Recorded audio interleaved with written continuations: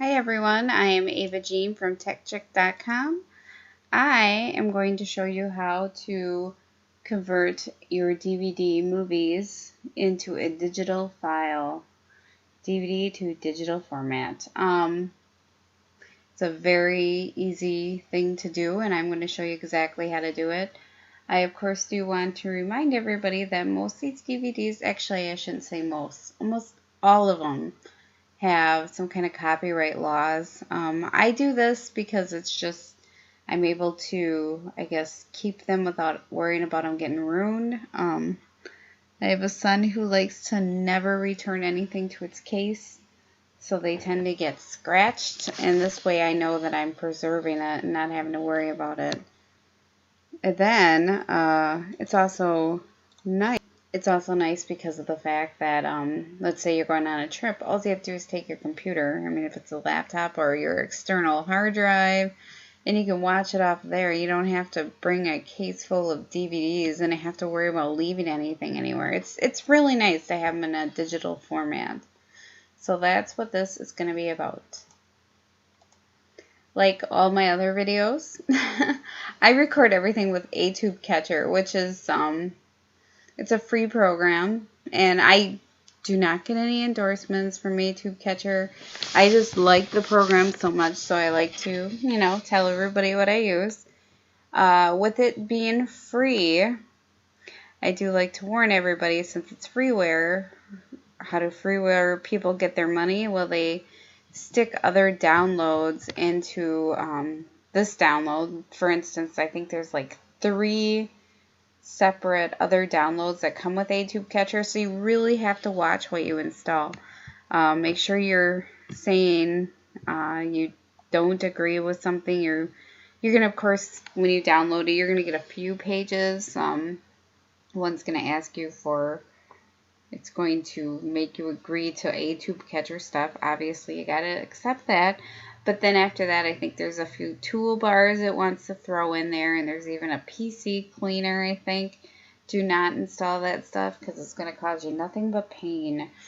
But ATube Catcher is an awesome program other than that. And I do have a link to the download on my website, which is www.techchick.com. So you can go ahead and grab it from there. But like I usually tell people after you're done installing it, the best thing you could possibly do is after you install it, go to Programs and Features, sort by date, and just kind of take a look and see if anything else installed.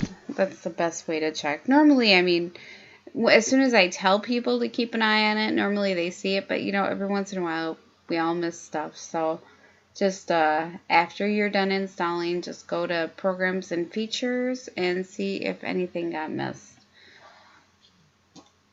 Then you will need an aux cord, and it goes into the microphone jack and the headphone jack. This is what the aux cord looks like. It's an auxiliary cord. I do have links on my website where you can buy them off of Amazon. They're fairly cheap. You could probably pick them up at the local like hardware store or electronics store. I mean, they're cheap.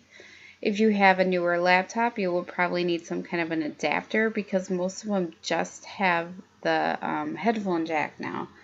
I don't know why they decided to take that out, but they did, and because of that, you will need that adapter if you do not want to capture any background noise. For instance, this whole entire recording is off of ATube Catcher. And I have a laptop which is capturing all the background noise, which is what I want because, of course, I'm recording this. But if you're recording a movie, you're not going to want to have people talking in the background.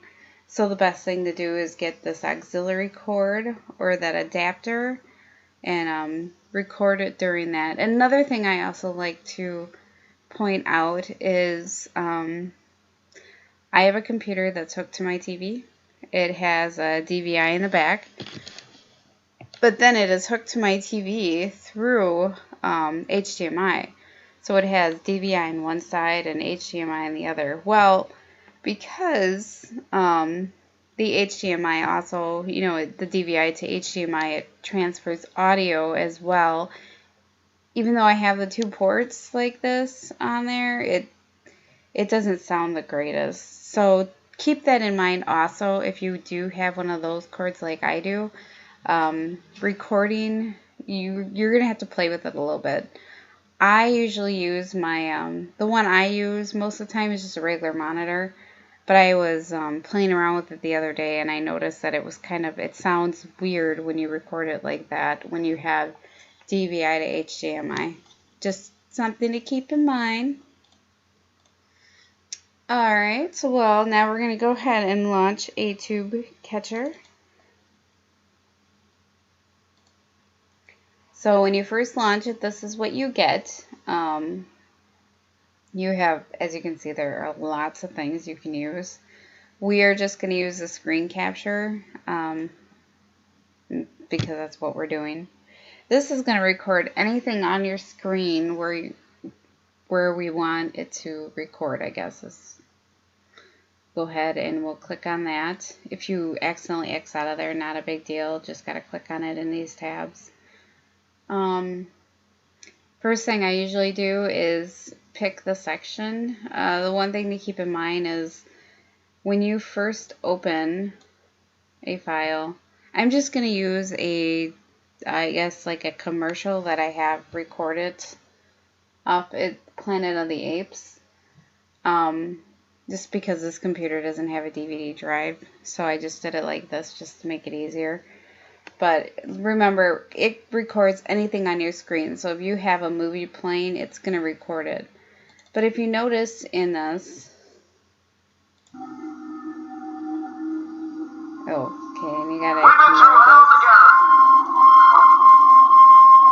We spent 4 years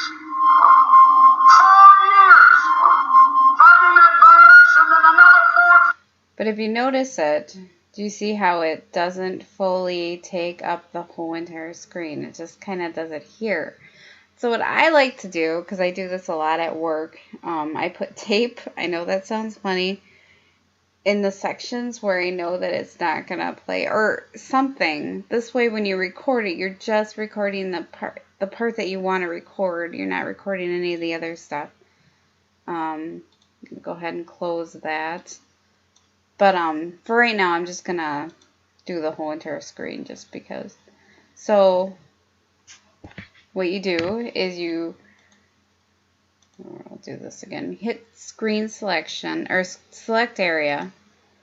And then you go here to where you want it to record. And click there. And there you go. You have your spot set.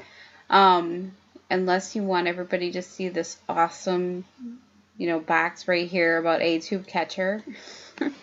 You should either minimize it at start or start with a delay. I usually start with a delay. That's just the way I've done it. You can do it however you want. Start with a delay. And then you should put the minutes of the movie in here, because otherwise they're going to see you close, push stop when you're ready to stop it. So I suggest that you put the amount of, minutes in there, or seconds. It goes by seconds. I don't know why they do it that way, but they do. So another thing to keep in mind, and usually by default it goes to your videos. So when you do save it, just look there and you're probably going to find it. But otherwise, just relaunch it and see where it goes, because it doesn't change unless you force it to change. Another thing to keep in mind is, let's say you open this up and these things are empty. You will not get any sound in your video.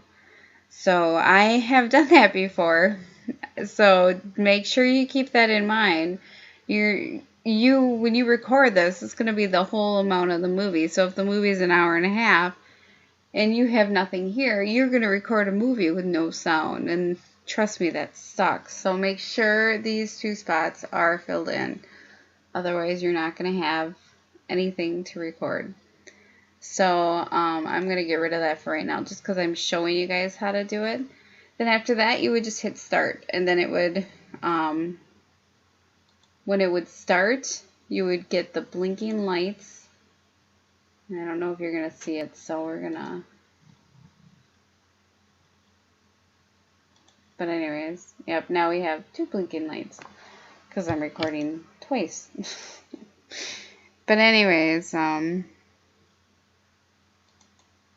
we're going to go ahead and we're going to launch the show again.